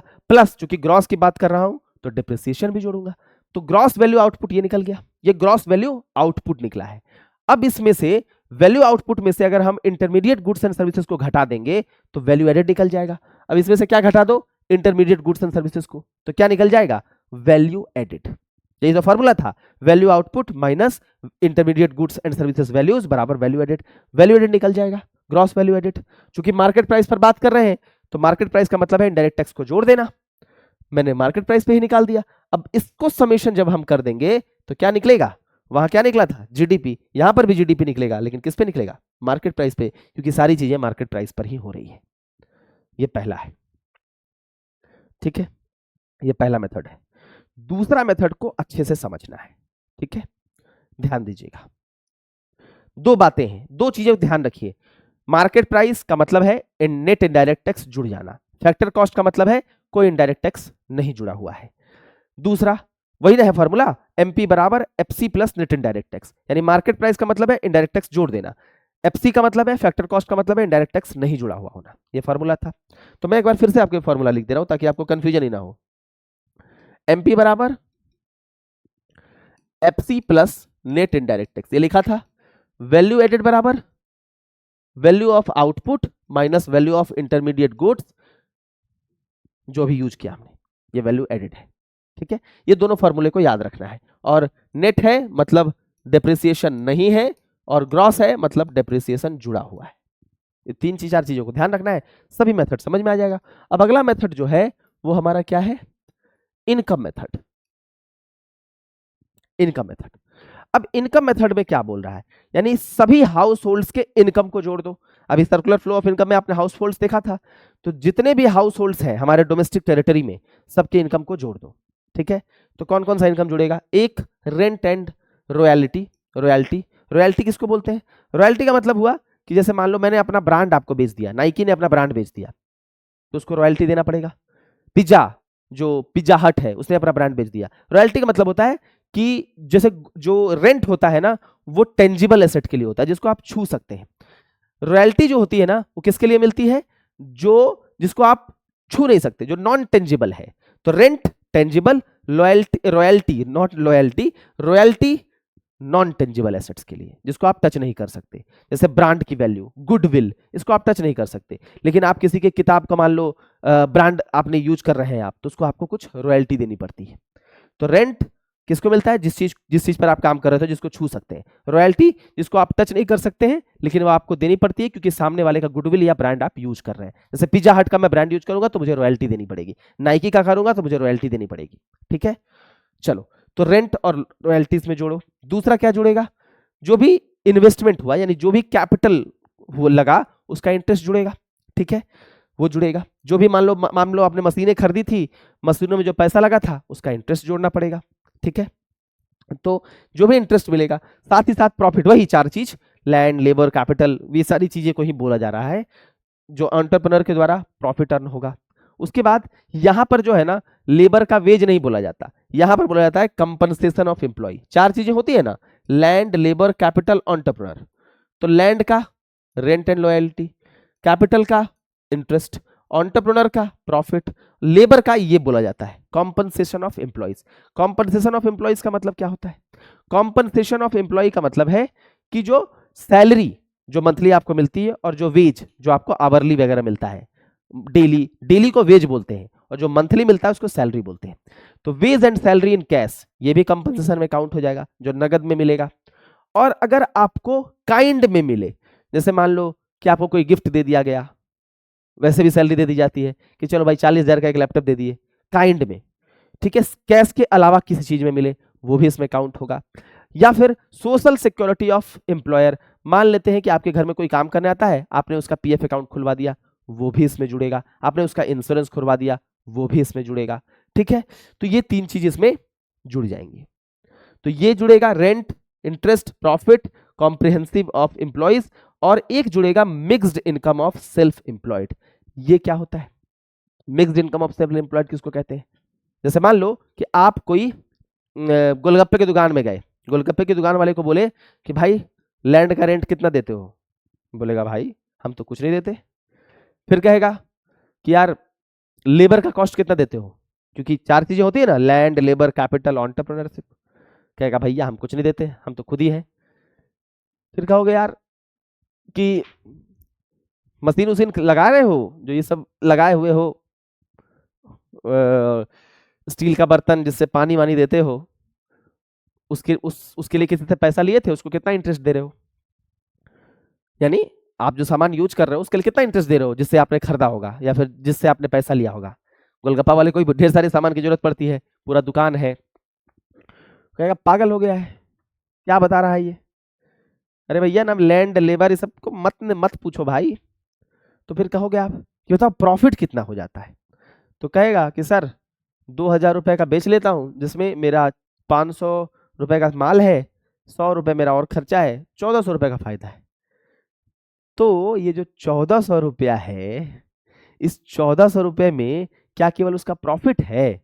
नहीं, उसमें उसका लैंड, उसका लेबर, उसका कैपिटल, सबका कॉस्ट है। लेकिन वो बोलेगा क्या कि मेरा प्रॉफिट है।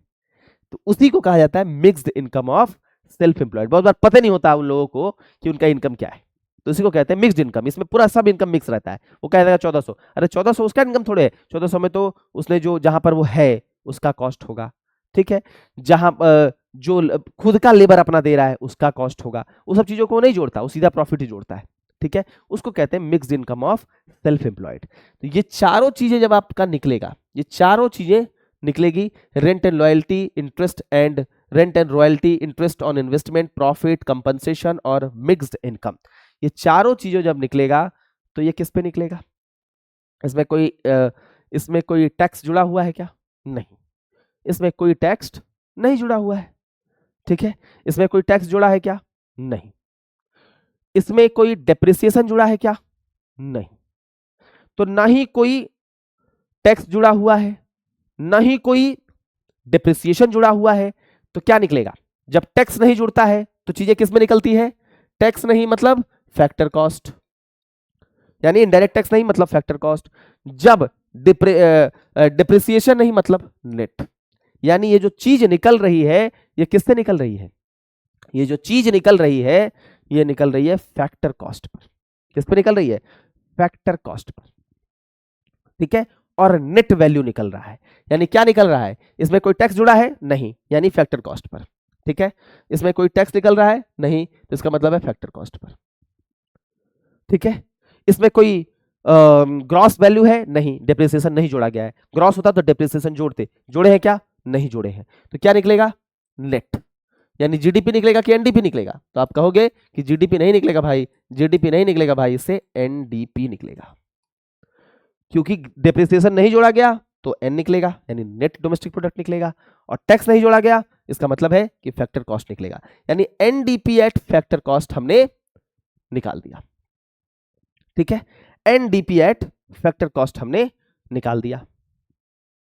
क्लियर है? अब एनडीपी एट फैक्टर कॉस्ट से हमको एनएनपी पे जाना होगा तो क्या करेंगे? ठीक है, ध्यान से समझिएगा। जब जीएनपी से GDP plus net factor income from abroad, याद है? अपना वाला को जोड़ दो, उनका वाला को घटा दो, ये याद आ रहा है? ठीक है, तो इसी में अगर एन हो गया तो एनडीपी बराबर एनएनपी सॉरी, इसी में हमने क्या किया? एन कर दो जी के जगह, डेप्रिसिएशन को हटा दो, तो एनएनपी बराबर एनडीपी प्लस एनएफआईए हो जाएगा। कि नहीं हो जाएगा?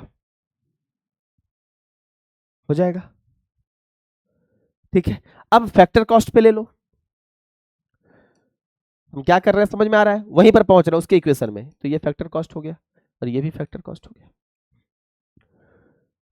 ये तो है।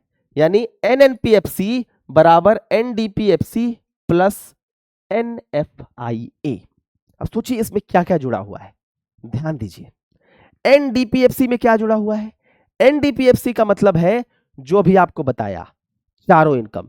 क्या क्या? Rent, royalty, interest, profit earned by entrepreneur, compensation of employees, mixed income of self employed, सब जुड़ा हुआ है। एन है मतलब, एन है मतलब क्या है? एन है इसका मतलब है कि इसमें डिप्रिसिएशन नहीं जुड़ा हुआ है। एफसी है मतलब नेट इनडायरेक्ट टैक्स भी नहीं है, यानी ना इसमें टैक्स है ना इसमें डिप्रिसिएशन है, केवल और केवल इनकम है इसमें। कौन कौन सा? Profit, compensation, rent, royalty, mixed income, यही है सब चीज, ठीक है, यही है इसमें। अब अगर हम इसमें, ठीक है, इसमें अब अगर देखा जाए इसमें वही सारी चीजें हैं। अगर हम डोमेस्टिक की बात कर रहे हैं, नेट की बात कर रहे हैं, और उसमें हम फैक्टर कॉस्ट की बात कर रहे हैं। फिर से इसको कर देता हूं अच्छे से ताकि समझ में आए। देखो ये चीज बहुत ध्यान से समझने वाली है। देखो हमने क्या निकाला है अभी, हमने जो निकाला है अभी वो क्या है, यहां निकाला था हमने, जो निकाला है वो निकाला है इसमें NDP एट फैक्टर कॉस्ट निकाला है। NDP एट फैक्टर कॉस्ट निकाल लिया हमने। जीडीपी नहीं निकाला, क्यों? क्योंकि जीडीपी में डेप्रिसिएशन जोड़ते हैं, इसमें नहीं जोड़ा हुआ है। इसमें कहां डेप्रिसिएशन जोड़ा हुआ है? जुड़ा हुआ है? कहीं नहीं जोड़ा हुआ है। हमने फैक्टर कॉस्ट क्यों बोला? क्योंकि हमने इसमें कोई टैक्स नहीं जोड़ा है। तो यानी हमने क्या निकाला है? हमने NDP एट फैक्टर कॉस्ट निकाला है, ठीक है, ध्यान रखिएगा। हमने क्या निकाला अभी? NDP एट फैक्टर कॉस्ट, ठीक है, NDP एट फैक्टर कॉस्ट हमने निकाला। इसमें अगर हम NFIA जोड़ते हैं तो हमको क्या मिलता है? NNP एट फैक्टर कॉस्ट, यही तो मिलता है। अभी हमने देखा GDP प्लस NFIA बराबर NNP होता है, GNP होता है। अब G के जगह N कर दो तो NDP प्लस NFIA बराबर NNP हो जाएगा। और इसको अगर हम फैक्टर कॉस्ट कर देते हैं तो इसको भी फैक्टर कॉस्ट कर दो, वही तो है ये। और हमारे पास क्या आ चुका है? ये आ चुका है, यही तो आया है। ये आने का मतलब है कि हमारे पास नेट वैल्यू है, मतलब डिप्रिसिएशन हमने काउंट नहीं किया है, इसमें हमने घिसाई काउंट नहीं की है। फैक्टर कॉस्ट है मतलब कोई भी इनडायरेक्ट, नेट इनडायरेक्ट टैक्स इसमें काउंट नहीं हुआ है, टैक्स भी काउंट नहीं हुआ है, सब्सिडी भी नहीं हुआ है। इसका मतलब है ना डिप्रिसिएशन काउंट हुआ है ना ही नेट इनडायरेक्ट टैक्स काउंट हुआ है, मतलब केवल और केवल इनकम काउंट है। जैसे कंपनसेशन ऑफ एम्प्लॉइज, प्रॉफिट, जैसे मिक्स्ड इनकम, जैसे लैंड का वेज और लैंड का रेंट और रॉयल्टी, जैसे इंटरेस्ट, ये सब काउंट हुआ है। इसका मतलब है कि ये शुद्ध इनकम है, ठीक है। उसके बाद इसका मतलब क्या हुआ?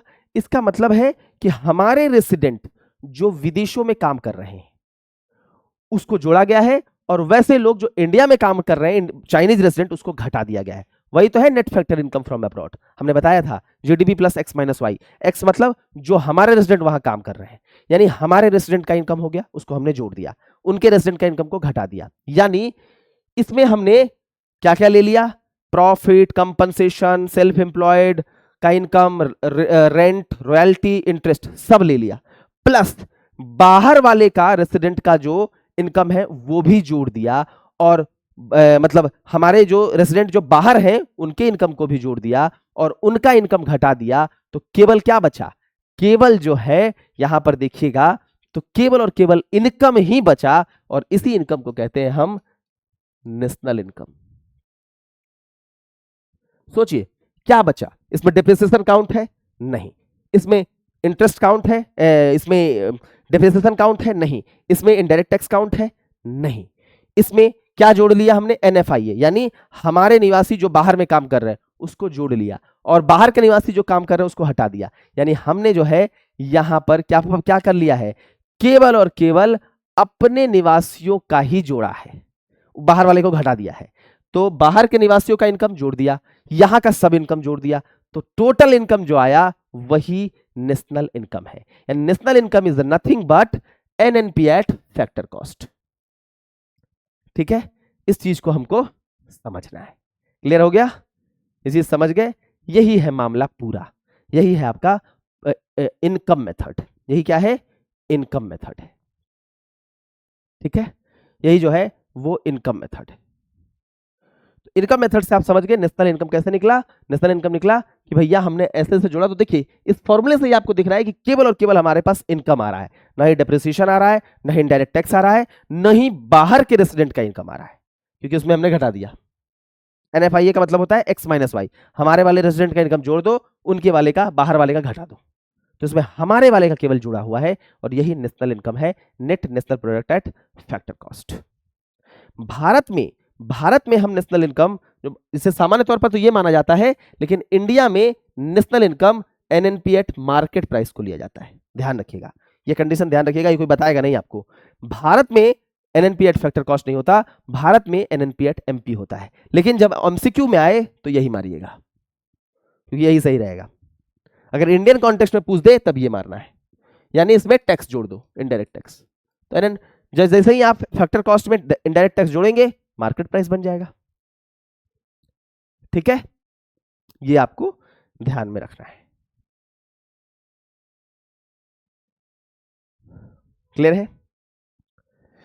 अब एक लास्ट मेथड बच गया, एक्सपेंडिचर मेथड। एक्सपेंडिचर मेथड क्या होता है? एक्सपेंडिचर मेथड में भी हम जो है, जो भी खर्च होगा गुड्स एंड सर्विसेज में हमारा, उसको हम जोड़ देते हैं। जैसे मान लो निजी व्यक्ति ने जो खर्च किया उसको भी जोड़ देंगे। ठीक है, ये तो MCQs है, हम इस पे आएंगे। एक्सपेंडिचर मेथड पर भी हम थोड़ी सी बात कर देते हैं, अगर नहीं होगा तो भी बात हो जाएगी। हाँ, एक्सपेंडिचर मेथड में क्या होता है? एक्सपेंडिचर मेथड का सीधा सा कॉन्सेप्ट है। एक्सपेंडिचर मेथड में क्या है कि जितना जो हमारा खर्चा है उसको हम जोड़ देते हैं। जैसे निजी व्यक्तियों के द्वारा जो खर्चा है उसको जोड़ दो। ठीक है, एक्सपेंडिचर मेथड में जितना जो हमारा खर्चा है उसको जोड़ दो, एक्सपेंडिचर मेथड। यानी जो भी हम एक्सपेंडिचर मेथड में क्या होगा, एक्सपेंडिचर मेथड में जो भी हम क्या कर रहे हैं, जो भी वस्तुओं और सेवाओं पर खर्च हो रहा है उसको हम क्या बोलेंगे, उस खर्च को निकाल दो। तो हमने बताया था सर्कुलर फ्लो में प्रोडक्शन बराबर इनकम बराबर एक्सपेंडिचर, टोटल एक्सपेंडिचर निकल जाएगा, वो भी GDP हो जाएगा। कैसे निकालोगे? इसमें पहला होता है C, यानी जो भी प्राइवेट फाइनल कंजम्पशन है, जो हम और आप कर रहे हैं, जितना कंजम्पशन कर रहे हैं उसको यहां पर डाल दो। दूसरा जो होता है गवर्नमेंट के द्वारा जो खर्च किया जाता है, गवर्नमेंट का फाइनल कंजम्पशन जो भी है। ठीक है, गवर्नमेंट जो इन्वेस्ट कर रही है, जो भी गवर्नमेंट कंज्यूम कर रही है वो यहां जोड़ दो। कोई भी सामान खरीद रही है, कुछ भी, जो भी गवर्नमेंट का खर्चा है किसी भी सामान को खरीदने में, किसी भी सेवा को लेने में, कहीं पर भी इन्वेस्टमेंट करने में, वैसे ही जो भी आपका और हमारा खर्चा है उसको C जोड़ दो। ठीक है, उसके बाद क्या है? आई का मतलब होता है ग्रॉस इन्वेस्टमेंट। तो इन्वेस्टमेंट जैसे मान लो कोई फर्म इन्वेस्ट किया, मान लेते किसी फर्म ने कैपिटल गुड्स खरीद लिया, कोई भी वैसी मशीन खरीद ली जिससे वो भविष्य में उत्पादन करेगा, तो अगला वो होता है यानी ग्रॉस इन्वेस्टमेंट, जिसको हम आई कहते हैं, यानी इन्वेस्टमेंट बाय फर्म्स। तो फर्म जो भी इन्वेस्ट करे, कैपिटल गुड्स के लिए इन्वेस्ट कर लिया। सामान्य तौर पर हाउस होल्ड भी इन्वेस्ट कर सकता है, घरेलू आदमी भी इन्वेस्ट कर सकता है, लेकिन वो यहां पर जोड़ा जाता है कि केवल और केवल घर पर कर रहा है। ठीक है, तो उतना आपको डिटेल में नहीं जाना है। ग्रॉस इन्वेस्टमेंट मतलब फर्म्स के द्वारा किया गया इन्वेस्टमेंट, चाहे वो मशीन खरीदने के लिए क्यों ना हो। और अगला है एक्सपोर्ट। एक्सपोर्ट का मतलब है हमारे यहां जो चीजें प्रोड्यूस हुई उसको बाहर के लोगों ने खरीदा। एक्सपोर्ट मतलब यही तो होता है, हम जो यहां से बाहर भेजते हैं तो उसका पैसा हमको मिलता है। यानी हमारे यहां ये चीजें प्रोड्यूस हुई थी और कहां के लोगों ने खरीदा, बाहर के लोगों ने खरीदा, तो वो पैसा भी जुड़ेगा।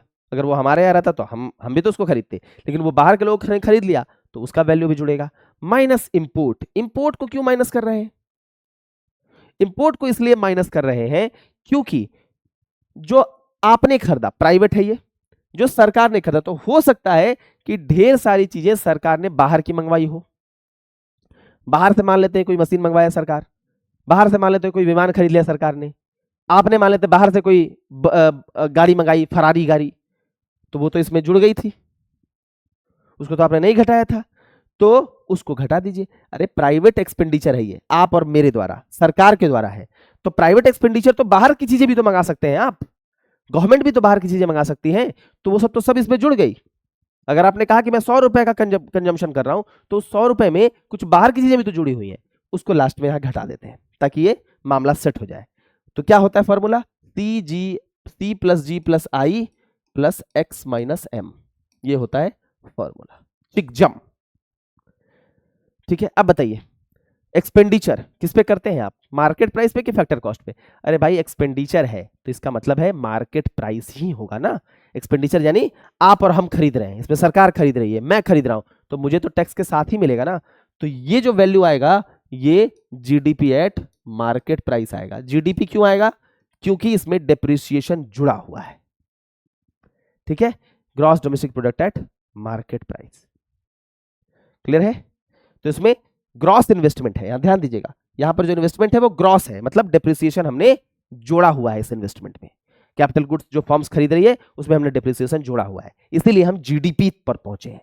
जहां पर भी ग्रॉस जुड़ा होगा, जहां पर भी डेप्रिसिएशन जुड़ा होगा वो हो जाएगा आपका ग्रॉस, जहां नहीं जुड़ा होगा वो होगा नेट। पिछले वाले क्वेश्चन में, पिछले वाले मेथड में नहीं जुड़ा हुआ था तो वो नेट हुआ था, जहां जुड़ा हुआ है, जैसे यहां इसमें जुड़ा हुआ है तो ये ग्रॉस हो जाएगा।